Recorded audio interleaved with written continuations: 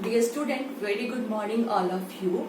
Today we are watching the rise of nationalism in Europe, and today in this video we will see the making of nationalism in Europe कि Europe में nationalism कैसे उत्पन्न होता है, कैसे बनता है। इससे प्रीवियस वीडियो में हमने क्या देखा था, इससे प्रीवियस वीडियो में हमने देखा था कि कैसे नेशनलिज्म की फीलिंग जो है वो डेवलप होती है फ्रांस में, और नेपोलियन जो है वो किस तरीके से सिविल कोड 1804 को इंट्रोड्यूस करता है और कैसे उसमें कुछ मतलब लोगों के लिए कुछ एक कलेक्टिव आइडेंटिटी को इंट्रोड्यूस किया, कुछ कलेक्टिव मेजरमेंट को इंट्रोड्यूस किया। तो इन सारी चीजों को हमने प्रीवियस वीडियो में देखा है। अब यहाँ पर जो हम देखेंगे, till the mid 18th century in Europe there were no nation state। अब अगर हम बात करते हैं यूरोप की, तो Europe as a continent we know, हम लोग यूरोप को एज अ कॉन्टिनेंट जानते हैं। और अगर हम 18th सेंचुरी के मध्य तक देखते हैं तो हम जानेंगे कि आज जैसे अलग अलग हमें कंट्रीज दिखाई देती है, स्टेट और प्रोविंसेस दिखाई देते हैं, पहले ऐसा नहीं हुआ करता था। पहले ये कंप्लीट एक सम्मिलित रूप से हम इसको जानते हैं, जहां पर मोनार्की सिस्टम होती थी, जहां पर किंगडम, डचेस और हम कैंटोन्स को देखते हैं, यानी कि छोटे प्रांत हुआ करते थे। अगर हम बात करेंगे जर्मनी की, तो जर्मनी पहले कोई देश नहीं था। इटली की बात करें तो Italy was not considered like a country, and Switzerland also. तो हम यहाँ पर देखते हैं कि जब ये एक अलग अलग कंट्री नहीं थी तो इसमें कोई कलेक्टिव आइडेंटिटी नहीं थी। अब ये कलेक्टिव आइडेंटिटी नहीं थी का क्या मतलब है, तो कलेक्टिव आइडेंटिटी की आज सपोज दैट कि हम अपने देश का एक नेशनल फ्लैग बोलते हैं, अपने देश के लिए हम बोलेंगे कि हमारी लैंग्वेज ये है, ठीक है। लेकिन वहां पर जब राजा महाराजाओं का सिस्टम हुआ करता, राजा महाराजाओं का शासन हुआ करता था, तो आज जो टेरिटरीज उस राजा के अंदर है, कल हो सकता है कि 2-4 टेरिटरीज और उसके अंदर आ जाए जो कल तक दूसरे राजा के अंदर में हुआ करती थी। कल तक जिनकी पहचान अलग हुआ करती थी, आज उनकी पहचान बदल गई है किसी दूसरे राजा के अंदर में आने से। तो इसको हम और डिस्क्रिप्टिव तरीके से देखते हैं। अगर हम एक एग्जांपल लेते हैं द हैब्सबर्ग एम्पायर का, जो कि उस समय का बहुत बड़ा एम्पायर माना जाता था, और इसके अंदर ही हम देखते हैं बहुत सारे जो अभी के कुछ देश बोलो प्रांत है, कुछ ऐसे जैसे टॉल, Austria, Switzerland and the Bohemias and the different other countries and the provinces were under this empire. और यहाँ पर मान लो कि अगर राजा ने सोचा, आज वो रात में सोच कर ये सोचता है कि कल सुबह उठते मुझे अपने अगल बगल के 2-4 और प्रोविंसेस को अपने एम्पायर में मिलाना है। तो कल तक जिस प्रोविंसेस की आइडेंटिटी अलग थी, उनकी लैंग्वेज अलग थी, उनके जो देश के जो अगर करेंसी बोलो वो अलग थी, उनके रहने का तरीका, उनके हैबिटेशंस का जो तरीका था वो अलग था। अब क्या है कि जब इसको हम मतलब कि उस प्रोविंसेस को जब इस हैब्सबर्ग एम्पायर के अंदर मिला लिया गया, तब उनकी तो कोई आइडेंटिटी नहीं रह गई एक्सेप्ट पर्सनल आइडेंटिटी के, सिर्फ उनकी अपनी पर्सनल आइडेंटिटी के। वो पर्सनल आइडेंटिटी क्या, जो कि जिस कल्चर से वो बिलोंग करते हैं या जिस रिलीजियस से वो बिलोंग करते हैं, उसके अलावा उनकी कोई अपनी कलेक्टिव आइडेंटिटी नहीं होती थी। अब यहाँ पर हम देखते हैं कि people speak Germany and italic languages, और जनरली जो लोग बोला करते थे वो जर्मनी और इटालिक लैंग्वेज होता था। तो यहाँ पर हम ये भी देखते हैं कि कोई एक सिंगल लैंग्वेज भी नहीं थी, बल्कि अलग अलग क्षेत्रों में, ये बेसिकली हम बात कर रहे हैं, और अलग अलग क्षेत्रों में वैरायटी ऑफ डायलेक्ट्स का यूज किया जाता था। अब ये तो हमने एक इंट्रोडक्शन के रूप में देखा कि कैसा यूरोप था, ठीक है। और यूरोप में आप देखोगे कि एरिस्टोक्रेसी सिस्टम थी, मोनार्की सिस्टम थी, जिसकी वजह से क्या उसका स्वरूप था, क्या उसका नेचर था। अब यहाँ पर हम देखते हैं कि आखिर नेशनलिज्म कैसे इंट्रोड्यूस होता है, कैसे नेशनलिज्म का फोर्स जो है, एक जो फीलिंग्स है, एक जो भावना है जो लोगों के अंदर आती है, क्या सोसाइटी स्ट्रक्चर था। तो बेसिकली जो सोसाइटी स्ट्रक्चर हम देखेंगे, it was divided into mainly it was divided into 2। Parts, the aristocracy and the new middle class. ठीक है, यहाँ पे मिडिल क्लास यानी कि इससे लोअर क्लासेस भी थे, वहां पर एग्जिस्ट करते थे, but we have to see the new middle class की। न्यू मिडिल क्लास जो है एक नया वर्ग उत्पन्न होता है, एक नया वर्ग डेवलप होता है।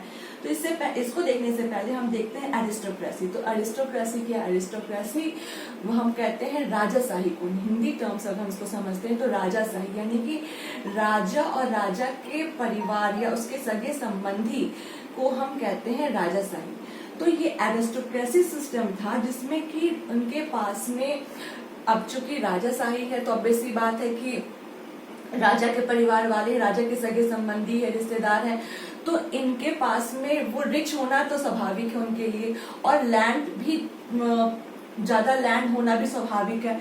तो रिच लैंड एरिस्टोक्रेट्स होते थे। और साथ ही साथ हम देखते हैं कि चूंकि ये अलग अलग रीजन में हो सकता है कि कोई फ्रांस का राजा है, कोई ऑस्ट्रिया का राजा है, कोई इटली का राजा है, कोई जर्मनी का राजा है, लेकिन चूंकि वो और उनके अलग अलग परिवार से वो बिलोंग कर रहे हैं, लेकिन फिर भी कि वो अलग अलग रीजन से बिलोंग करते हुए भी डिस्पाइट द रीजनल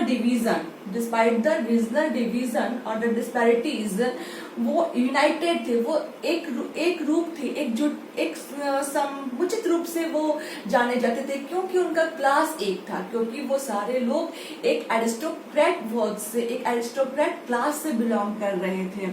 और उनकी एक अपनी लैंग्वेज थी, वो लैंग्वेज क्या थी, फ्रेंच लैंग्वेज थी।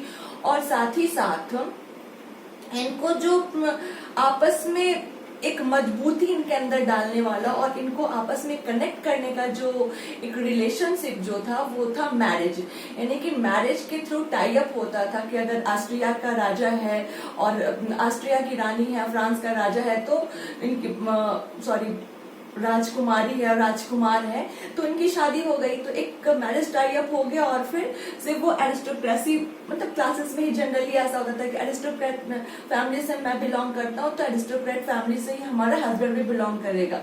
तो such type of what incidents and we can say that कि इस प्रकार की कुछ घटनाएं हुआ करती थी और ये एरिस्टोक्रेट सिस्टम चलता था इस तरीके से है।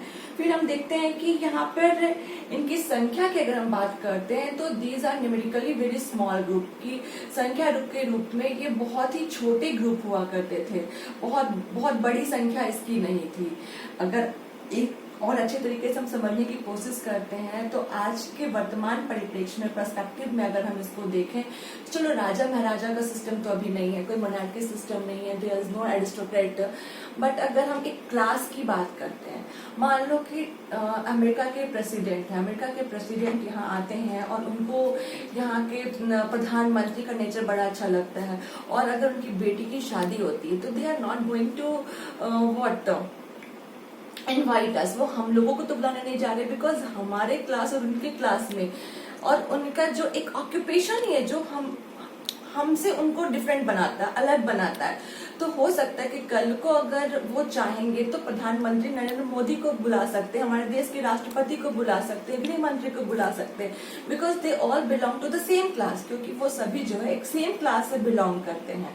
तो उनके अंदर एक यूनाइटेडनेस है, एक यूनिफिकेशन है, ठीक है, जो उनको एक साथ जोड़ता है, एक ना होकर भी एक रीजनल आप डिवीजन है, रीजनल आप देखोगे डिस्पैरिटीज है, मगर फिर भी कि वो एक क्लास के हैं, चूंकि एक क्लास जो है वो उनको एक रूपता दे रहा है, एक समानता दे रहा है। ठीक, अब हम यहाँ पर देखेंगे एक नया क्लास जो उस वक्त डेवलप हो रहा था, द न्यू मिडिल क्लास। अब ये कैसे डेवलप होता है, तो आप देखोगे कि 18th सेंचुरी तक हम देखेंगे कि इंडस्ट्रियल रिवॉल्यूशन जो था वो इंग्लैंड में इंट्रोड्यूस हो चुका था, और इस इंडस्ट्रियल रिवॉल्यूशन का इंग्लैंड और यूरोप के कई देशों में इंट्रोड्यूस होने की वजह से इंडस्ट्रीज का ग्रोथ हो रहा था। इंडस्ट्रीज के ग्रोथ होने के साथ इंडस्ट्रियलिस्ट भी बढ़ रहे थे।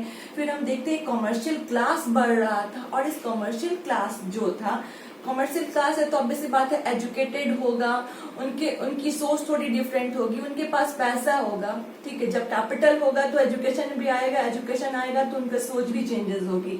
तो हम देखते हैं कि एक नया, ये सारे लोग जो हैं इंडस्ट्रियलिस्ट है, बिजनेसमैन है, फिर आप देखोगे प्रोफेशनल जो थे, इन्होंने मिलकर एक मिडिल क्लास को डेवलप किया, बनाया। अब 19th सेंचुरी तक अगर हम देखते हैं तो ये ग्रुप जो था वो बहुत ही छोटा था, बहुत बड़ा ग्रुप नहीं था, लेकिन ये मिडिल क्लास जो थे वो एजुकेटेड भी थे और लिबरल भी थे। लिबरल ग्रुप थे कि अब ये चाहते थे कि जैसा चला आ रहा है ऐसा नहीं होना चाहिए, कुछ तो यहाँ पर गलती है, कुछ ऐसी चीजें हैं जो कि एक रूपता नहीं लाती है समाज में। हम सब, हमारे पास भी पैसा, हमारे पास भी एजुकेशन है, हम भी वो सब कुछ कर सकते हैं जो ये एरिस्टोक्रेट कर सकते हैं, मगर फिर भी कि इनको कुछ प्रिविलेज दिया जाता है। क्यों? क्योंकि वो उस क्लास से बिलोंग करते हैं, तो ये गलत है। तो उनकी मानसिकता यहाँ पर ये थी कि एक यूनिफिकेशन होना चाहिए है, एक कॉमन आइडेंटिटी होनी चाहिए। अगर हम एक कॉमन देश में रहते हैं, एक देश के हम सिटीजन हैं, तो हमें वो सारे अधिकार मिलने चाहिए जो उनको मिल रहे हैं, जो प्रिविलेज उनको दिया जा रहा है वो सारे प्रिविलेज के हकदार हम भी हैं। और अगर वो अधिकार हमें नहीं दिया जा सकता है तो हम उस अधिकार का भी अपोज करते हैं जो उनको दिया जा रहा है। तो इन्होंने क्या डिमांड किया कि नेशनल यूनिटी होनी चाहिए, यानी कि राष्ट्रीय एकता होनी चाहिए, और साथ ही साथ जो एरिस्टोक्रेटिक प्रिविलेज दिए जा रहे थे एरिस्टोक्रेट्स को, कि सिर्फ वो उस वर्ग से बिलोंग कर रहे, उस क्लास से बिलोंग करते हैं, मतलब राजा महाराजाओं के परिवार से बिलोंग कर रहे हैं, तो उनको हमेशा प्रिविलेज दिया जाएगा, हर चीजों में वो आगे होंगे। तो ऐसी चीजों को अबॉलिश किया जाना चाहिए। तो इस प्रकार से हम देखते हैं कि कैसे न्यू मिडिल क्लास का डेवलपमेंट होता है, और इनके डेवलपमेंट के साथ में ही एक नई लिबरल सोच इंट्रोड्यूस होती है। और यही लिबरल सोच जो है, जो यूरोप में नेशनलिज्म के फोर्स को और ज्यादा डेवलप करती है। एक नेशनलिज्म का फोर्स आता है लोगों के अंदर, एक कलेक्टिव यूनिटी आती है। इससे पहले तक हम देखते हैं कि कलेक्टिव यूनिटी की कमी थी। क्यों? क्योंकि यहाँ पे मोनार्की सिस्टम था। लेकिन जैसे ही जब यहाँ पर हम देखते हैं कि न्यू डेवलपमेंट होता है न्यू मिडिल क्लासेस का, और एक टेरिटरीज जो बंध जाती है, एक सीमा के अंदर में जब क्षेत्र आ जाते हैं, एक एब्सोल्यूट गवर्नमेंट आ जाती है, एक निश्चित सरकार स्टेबल हो जाती है, तो लोगों की सोच में भी परिवर्तन होता है, चेंजेस देखने को मिलते हैं। अब इसके आगे हम लोग नेक्स्ट वीडियो में देखेंगे कि कैसे मतलब इस लिबरलिज्म का मतलब क्या है, ये किस चीज पर खड़ा है, कैसे यहाँ पर नेशनलिज्म को इसने सपोर्ट किया, इन सारी चीजों को नेक्स्ट वीडियो में देखेंगे।